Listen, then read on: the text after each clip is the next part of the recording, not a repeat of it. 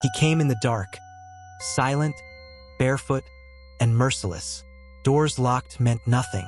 Alarms couldn't stop him. Los Angeles residents didn't sleep easy during the summer of 1985. Not with the Night Stalker prowling. Richard Ramirez didn't target a type, he targeted fear.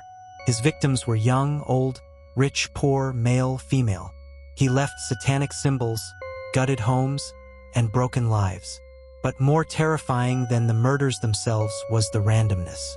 No one was safe, and that was the point. Born on February 29, 1960, in El Paso, Texas, Ricardo Leyva Muñoz Ramirez was the youngest of 5 children in a working-class Mexican-American family. His early life was soaked in trauma. His father, a strict and often abusive man, beat him regularly.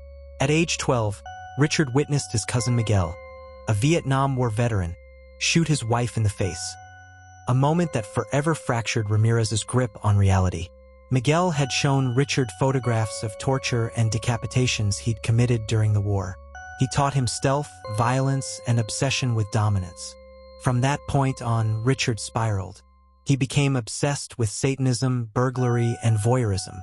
He dropped out of high school, began abusing LSD, and soon moved to California, where his true descent would begin. Ramirez's first known murder was in 1984. A 79-year-old woman named Jenny Vin Cao found sexually assaulted and stabbed to death in her Los Angeles apartment. The attack was brutal and random, his signature. But it wasn't until March 1985 that the city began to understand it was under siege. Ramirez didn't stick to a pattern. He attacked young women, elderly couples, and children. He used guns, knives, machetes, and blunt force. He sometimes broke in while people slept and sometimes waited in closets for hours. He'd rape and kill, then raid the fridge or use the restroom before vanishing into the night. One of the most terrifying aspects was his complete lack of a victim profile. One night, it was a couple in their 60s. The next, a 9-year-old girl. In several cases, he forced women to swear allegiance to Satan while he sexually assaulted them. He left pentagrams on walls, carved them into bodies, and whispered demonic incantations. The media soon dubbed him the Night Stalker. By summer 1985, Los Angeles was in full panic mode. Gun stores saw record sales. Parents kept children inside. Residents slept with lights on and windows shut tight. The LAPD was desperate. Ramirez had no clear pattern, no specific weapon, and left very little evidence. But one crucial detail emerged.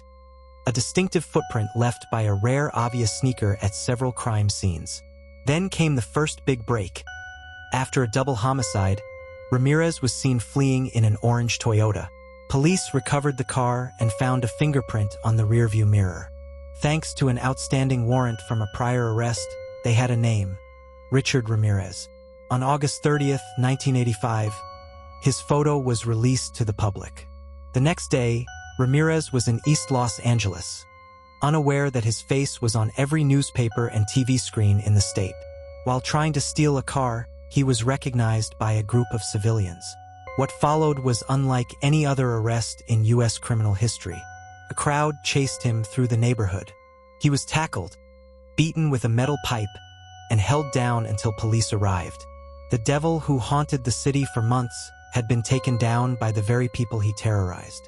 Ramirez smiled as officers led him away, his teeth rotting, eyes wild, the word "kill" scratched into his palm.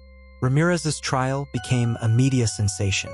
He entered the courtroom flashing a pentagram carved into his hand and yelling, "Hail Satan!" at reporters. He had admirers, women who mailed him love letters and came to court. He taunted victims' families and laughed during testimony. But behind the scenes, the case was serious and staggering. 13 counts of murder, 5 attempted murders, 11 sexual assaults, and 14 burglaries. The evidence was overwhelming. Fingerprint matches, stolen items, survivor testimony, and his own chilling confessions. The trial lasted over 4 years, one of the longest in California history. On September 20th, 1989, Richard Ramirez was found guilty on all counts. When the judge sentenced Ramirez to death, the killer smirked and delivered one of the most infamous quotes in criminal history. "Big deal. Death always went with the territory. See you in Disneyland. He was sent to San Quentin State Prison, where he remained on death row for more than 2 decades. During this time, he continued receiving fan mail and even married a woman who believed he was innocent. On June 7, 2013, Richard Ramirez died, not by execution, but from complications related to B-cell lymphoma. He was 53. His death was almost quiet, far removed from the terror and spectacle that defined his life. But his legacy still lingers, etched into the nightmares of survivors and the history of criminal justice. What made Richard Ramirez especially horrifying was not just the violence, it was the chaos. Most serial killers follow patterns. Ramirez defied them. He didn't kill for passion, money, or even compulsion. He killed because he wanted to, because it gave him power. He reveled in fear. He invoked Satan not for belief, but for rebellion and domination. He was a creature of impulse, destruction, and spectacle. The Night Stalker taught investigators that some monsters don't follow rules, because fear itself was the plan. Don't forget to subscribe, like, comment, and share.